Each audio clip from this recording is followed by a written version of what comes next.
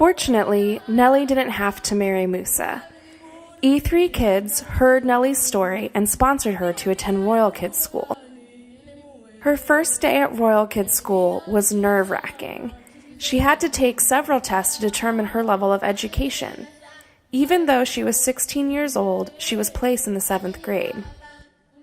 She sat down in the classroom and she felt out of place because she didn't have the same blue uniforms all of them wear. But Nellie was still so excited. She was in school, a boarding school. She had her own bed. She would be able to completely focus on her studies instead of searching for water or cooking every day. She would still have responsibilities to help keep the school running. All the boys and girls took turns helping with meals and washing dishes. But it would take up such a small amount of time that she didn't need to worry about not completing her assignments. It was so wonderful the day she finally got her uniform, and she loved all the new friends she had by her side. Those first few months of school were challenging.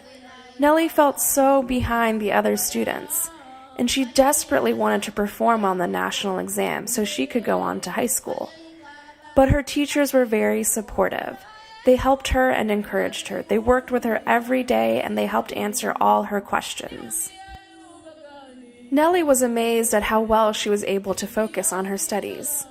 But she knew a lot of it had to do with being able to eat 3 meals a day, having enough water to wash her uniform, and take a shower. She even had electricity in the library to study at night. Nellie missed her family, but she was able to see them when the school was on break. For the very first time, Nellie was confidently excited about her future. She was living in the reality that for every extra year of school, she was able to earn 20% more than she would have without an education. Royal Kids School also had a preschool, and Nellie enjoyed spending time with the little ones whenever she had a spare moment. After she sat for the exam, she decided to do an accelerated high school program that would train her for preschool education.